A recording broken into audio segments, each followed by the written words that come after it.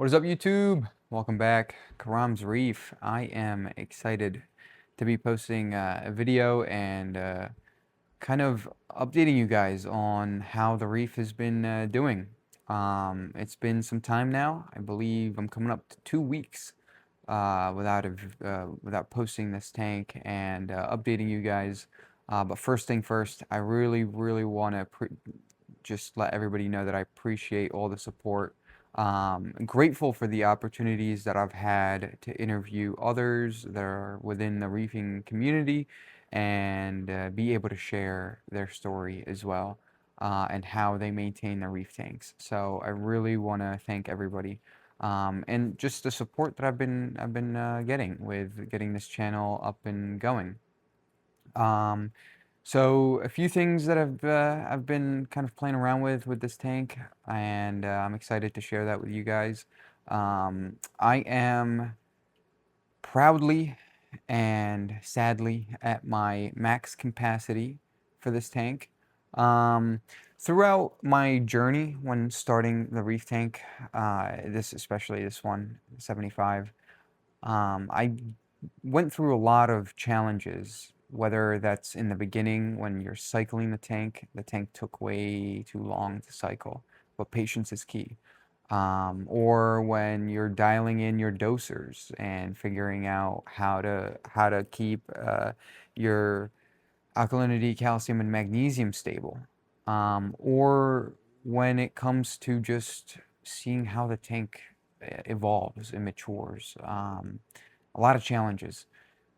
But the biggest and the number one thing that I'll always tell everybody and take away from it is that one change is not going to happen overnight. You are not going to see something happen within 12 hours, 48 hours. You're not.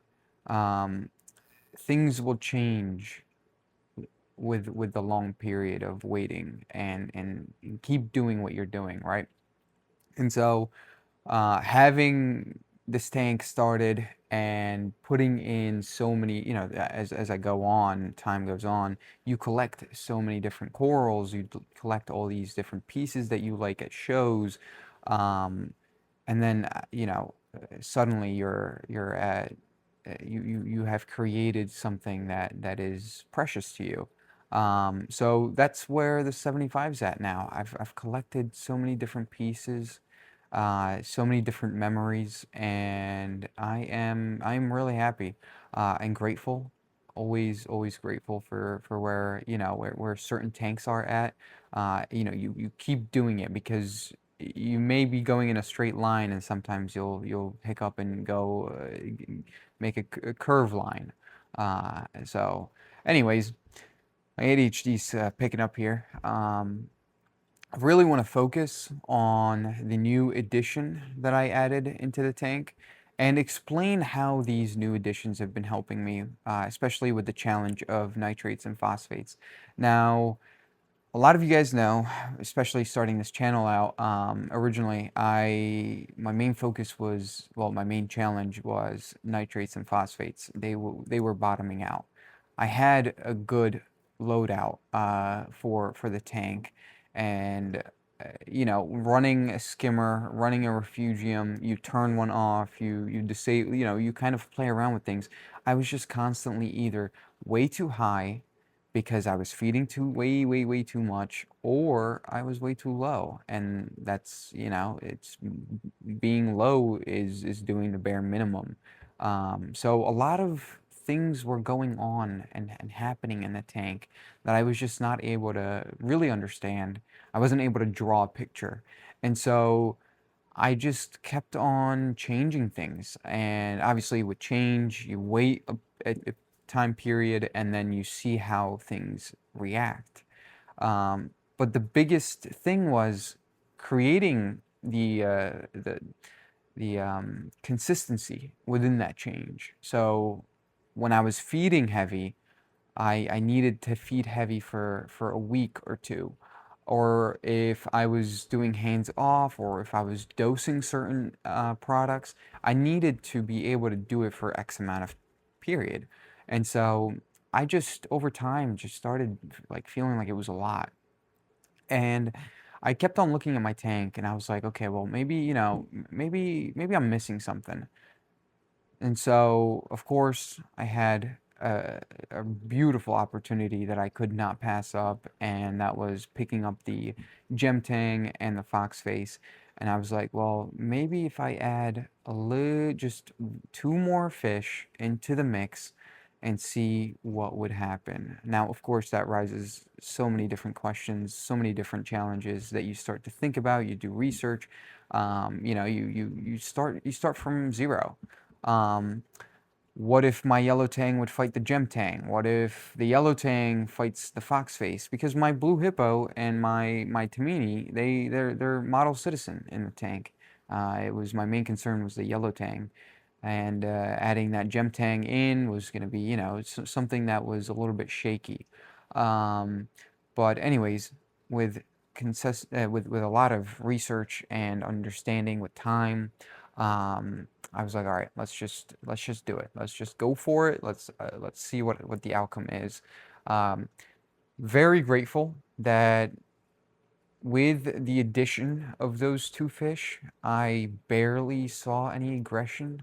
It's been a week and a half now with these fish, and I am really, really happy to say that everything is doing really well.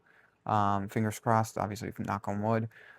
Um, what I have realized is with the addition of these two new fish into the tank, I've of course maxed out the limit of fish that I can add, whether that's small fish, large fish, medium, it does not matter. The capacity is way done.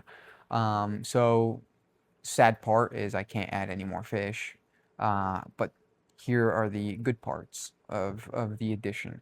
Um, I'm finding that my nitrates and phosphates have been way more consistent than they have been in the past.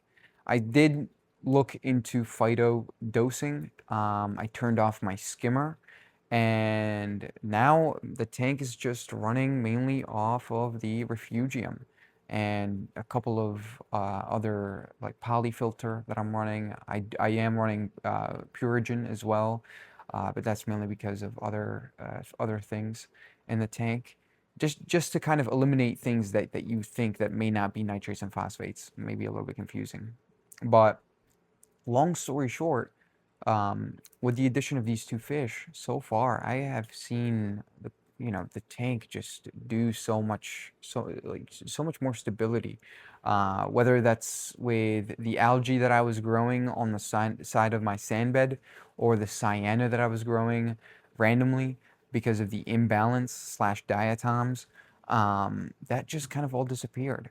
And I guess it's the tank is coming up to a balance. It's not that I guess, it's that I'm assuming.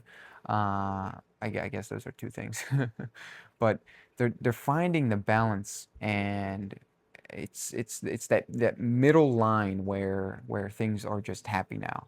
I'm seeing new growth on SPS. I did, previous to putting these two fish in, I did start losing a couple of SPS, whether that was STN, RTN, or just random tissue that was missing from SPS. I did look at a couple of other things, such as maybe my fish are picking at them, but I don't have any non-reef fish in here, or non-reef fish with caution, well, with the addition of the fox face now. But um, you look at all these other kind of possibilities and outcomes, and you like I said, it's in the beginning is you try to draw a picture in your head of what exactly is going on. But I have been testing for the last week and a half, and I have been anywhere around, for phosphates, anywhere around zero point 0.1 to 0.15. Ideally, I do, want it a little bit lower, but the name of the game is not chasing numbers.